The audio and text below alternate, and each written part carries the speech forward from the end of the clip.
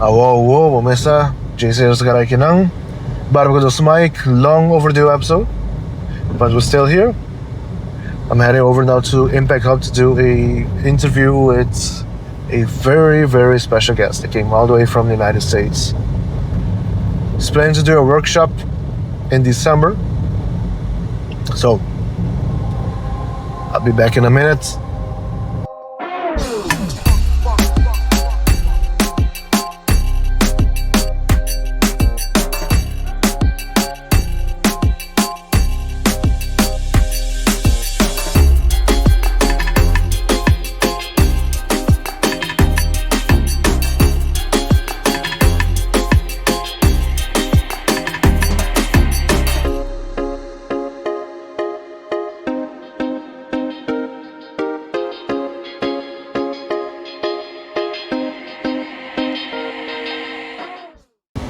I'm delighted to speak with Michael Tchong, a leading authority on innovation and trends and founder of UberTrends Academy and a four-time entrepreneur.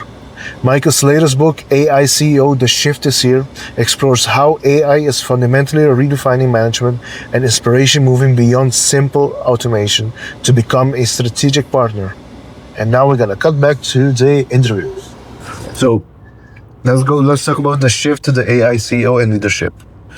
It's the same question I asked before. Yeah. So you call this the rise of the AI CEO in a single sentence. How does AI CEO fundamentally differ from Chief Digital Officer of a decade ago? Well, unlike any technologies that preceded AI, the goal here is to create artificial general intelligence. So what you're getting is the replacement of human beings by a robotic technology. And your work suggests leadership is being redefined. What is the most crucial skill a human leader must retain to amplify his intelligence system, take over planning and analysis? Well, in the first stages of this trend, I think we're going to see the adoption of AI co-CEOs, where the co-CEO actually runs the operations and the actual CEO just becomes a chief empathy officer to deal with human relationships within the company. And you stated once before that the future of leadership isn't artificial but augmented. Practically, what does it mean? What does an augmented leader's day-to-day look like compared to a traditional CEO? Okay, so one of the biggest obstacles right now that we have is that the majority of the use of AI chatbots is limited to writing and editing, which is the majority of work use at about 40%. And we need to change. We need to realize that chatbots can be used for strategy and development, and that's something that most people just don't practice these days. And in a race for efficiency, what is the biggest blind spot you see C-suite executive having right now regarding to AI adoption? Again, that harkens back to what I just said. I think that the majority of people think about it, the leading use for chatbots these days, based on a ChatGPT user study of 1.5 million chat conversations, is home use, personal use. And so we need to change that, because really the biggest impact is going to be felt in the office. Can you imagine? Because I think anyone that's been on YouTube, they say the commercial that if you're over 40 and the only way you use ChatGPT is basic question, but you have the younger generation that are starting to implement more, and it's going to be the moneymaker for the future. Exactly. How true is that? Well, we're seeing that already. In the beginning, for example, the early adopter audience of ChatGPT was largely male. Now it's 52% female and 48% male, and also skewing younger. The under 26 demographic is the heaviest user right now of ChatGPT. And let's talk about now about workforce and UberTrends, which is you're the founder and owner of UberTrends. Oh, yes. So I am the founder of UberTrends, and I am launching UberTrends Academy in December, where I am going to be hosting a online seminar called AI CEO, The Shift is Here, which is really all about preparing you, the decision maker, for the coming changes that lie ahead. And what is the changes you see to come that because we're in Aruba. So what are the changes you've seen and made that can help improve the local community? Okay, well, again, remember, this is the biggest disruption ever in technology because of what I just mentioned earlier, AGI. So we're going to be displacing a lot of jobs. There's going to be a huge impact everywhere. In America, for example, Microsoft has already laid off 15,000 people in spring, and they said that was due to $500 million in AI savings.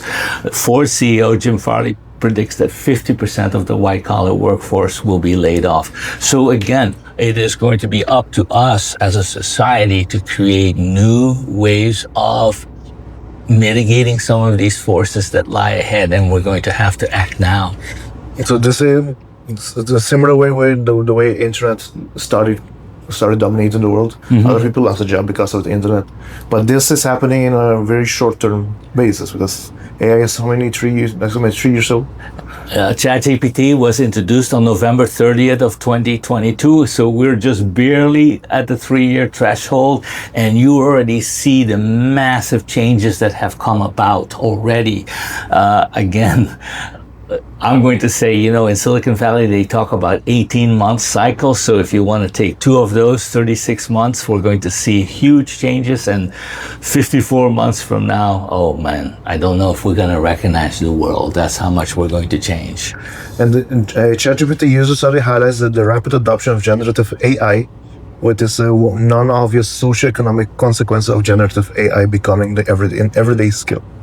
Yes. So the ChatGPT user study showed that personal usage dominates.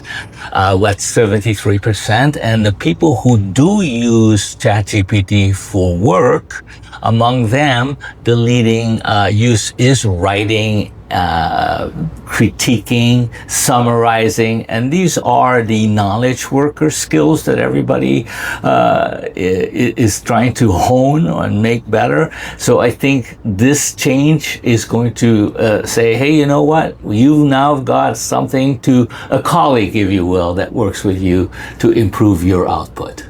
And you have identified the digital lifestyle as a major Uber trend.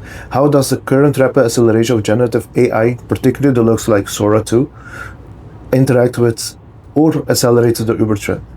Well, okay, so when I wrote my book, Uber Trends, in 2019, I warned that, a tsunami was coming and the world is unprepared. Well, that tsunami is here, and it's artificial intelligence. So the digital lifestyle, the subtag is the marriage of man and machine.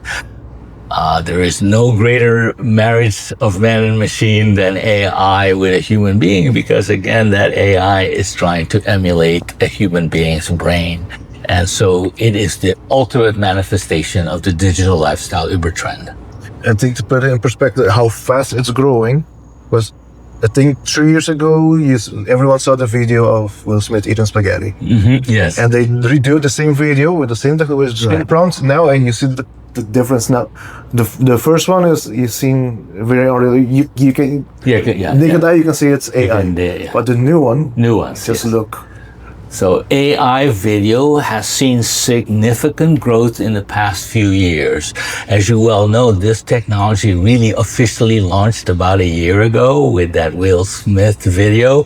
Well, when you now use Nano Banana and you use Seedream 4.0, or of course the new Sora 2, where you can actually take a photograph and be a cameo in someone else's video, this is going to disrupt the whole social media influencer market, which is a $33 billion industry. You can imagine when you have a digital avatar that can outperform social media influencers, this is going to create an upheaval. Let's talk about the workshop, upcoming workshop in November. Right. So, no, December. It's December. It's in December. It's December. So what can you tell us about the workshop?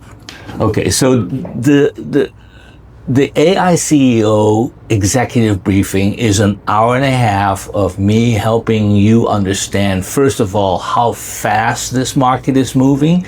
But I will also be giving you an AI CEO playbook that is full of not only prompt engineering, but also good tips for tools that you should be using and trying to become proficient at, because reskilling, knowing AI is going to be the most important skill for you to have to prevent disruption in your own life. And can you provide the essential logistics? Like you mentioned, it's in December. Just which venue we're going to use. Yes. So to get more information on the AI CEO executive briefing, please visit ubertrends.com, where you will find the Ubertrends Academy page, ubertrends.com/academy, and you can get a lot more information there about signing up for the program. And you founded multiple successful startups. In today's AI-dominated landscape, is it harder or easier for new entrepreneurship to adapt and build their new business? That's a really good question. Really, as a former entrepreneur myself, I can tell you I am very happy with the AI tools because it has made my life significantly easier. I'm sure you've heard of the prediction of one day there's going to be the $1 billion one-person company. I think that can happen. It's not ready now, but we will have tools one day that will be able to let you do that. But it has made my life as an entrepreneur much, much easier. However, of course, there is so much more competition, so you got to just stay ahead of the game. As a final serious question, if you look 5 years out, what's the one major trend beyond the current focus of generative AI that the leaders should be preparing for today? Oh, I think that the biggest change is going to be what I mentioned to you before, the AI influencer. Because as you well know, we as marketers, even as you're a startup entrepreneur, knows that you've got to be able to pitch a really nice story. Well, guess what? This AI influencer market, it's going to literally explode. And that is going to be the biggest contributor to your bottom line. All right, that was it for the serious questions. Okay. I have a few bonus questions for you. A few bonus questions, okay. Because as people know, I have my own show where we do serious parts and then we have a little bit fun. Okay, yes. So I saw a video of you today. A few years ago, the world took a hit and it took a pause. Right. Many people know it as a pandemic, but you mentioned that you call it a fundemic. Yeah. Why is that? Well, I like to entertain when I speak, so I came up with a fun little, I call it the pandemic, because I was giving you a whole avalanche of puns that were funny. For example, remember that whole meme with the Pope wearing Balenciaga coats? Those kind of things is what I layer into my conversation. So I try to make a topic that is rather unfriendly, more approachable. And what AI image that made the headlines around the globe, that's, for example, like the Pope with the Balenciaga, which one do you wish was true? Oh, that's a difficult question, but it's a good one. I like it. Well, you got to remember, maybe I didn't wish it was true, but look, remember when the stock market dropped 500 points in one day because everybody thought that the Pentagon had been bombed by, terrorists because of an image that appeared through AI? This only happened a couple of years ago. So this is the kind of thing that I think you need to be prepared for, because now with Sora 2 and all of these tools that are going to create shall I say, a new wave of disinformation, this is something you've got to be prepared for. And you are sometimes called or referred to sensational purveyor. Can you elaborate a bit? Yeah. So I came up with that sensational purveyor because, again, I was trying to make everyone laugh at my jokes and bad puns. So I called myself the sensational purveyor because I thought that was very punny. Yeah. And as a final question, when shall we start be worrying about Skynet? Oh, well, again, everything is accelerating. So right now, look, in the internet days, it took about 7 years to get to 1.2 million websites. We're all going to have apps because you can now create apps with Claude and all of these chatbots so much easier. So I predict that within 3 to 5 years, we're going to have 100 million apps. And yes, it's going to be confusing. Yeah. And Michael Tchong, you've been in Aruba a couple of times. You went to ATEC 2015, 2019. So how's the papimento going? My papimento tá masha bom mês, bom mês. Pero mita viva na América e tem viaja mita busca a palavra, né? Well, Michael Tchong, thank you for your time. Okay. It's been a pleasure in talking to you for 10 minutes then. Well, thank you for having me. It was a pleasure, and I hope everyone takes my advice to heart because, again, changes are coming. Oh, in Portugal, when is the workshop in December? When can people get tickets? Okay, so the website will go live next Monday and you will be able to purchase tickets at that time. So again, you can either visit ubertrends.com or check in with Vibration PR here in Aruba if you want more local information. Okay, that's it. Thank you for your time again. All right. Thank you.